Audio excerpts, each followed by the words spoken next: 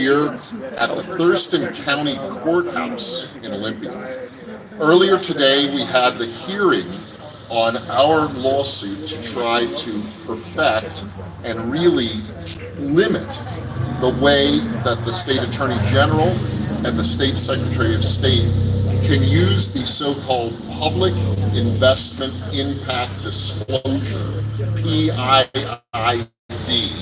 or sometimes called a fiscal impact statement or a warning label, how they can use this statement, which is connected to the 3 initiatives that are going to be on the ballot coming up this November.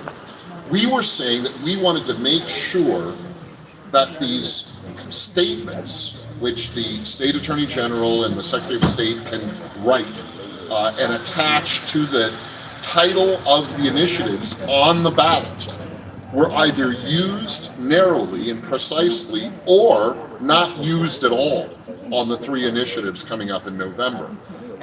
We lost. The trial judge here in Thurston County sided with the State Attorney General and the Secretary of State and the bureaucrats and their agencies, saying that they get to keep broad discretion in this description that they will attach, this warning label that they will attach to the 3 initiatives coming on the ballot in November. Our concern about this warning label is that it will be weaponized. We don't mind the idea of more information. What we're concerned about is it won't be impartial information. It will be partisan rhetoric, weaponized to make the initiative sound bad.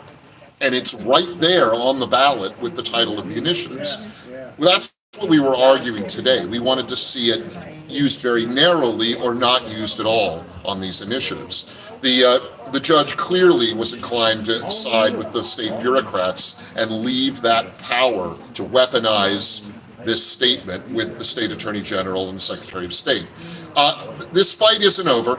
We're going to continue to make the point that we want unbiased, non-political information, not partisan stuff. You know, these warning labels, they are so potentially damaging to objective understanding of initiatives that even the ACLU has been critical of their use. That's an unusual agreement we have with that organization. So we're going to continue to press this matter and say that words have meaning. But here's the silver lining from today's ruling in the Thurston County Court.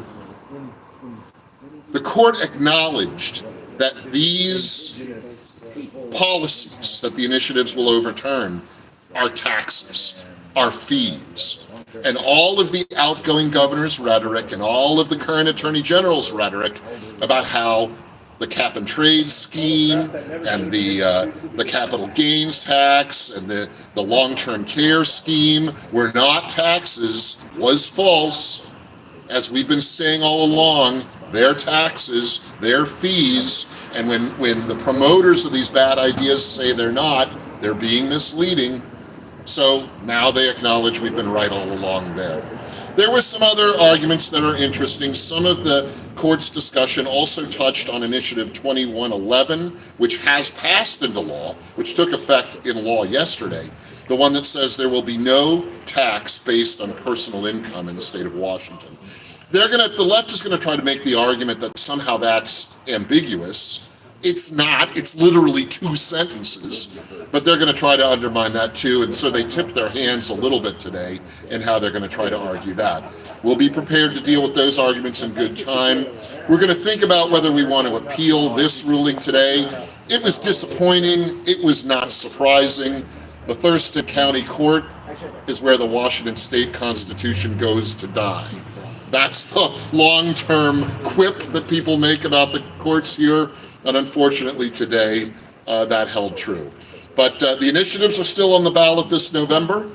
2066 to restore natural gas choice is still out gathering signatures to get on the ballot this November. So we're still pushing forward, and I think we're going to win with all of these good reforms. That's it for today. I'll talk to you again soon, but have a great weekend and try to enjoy this beautiful weather.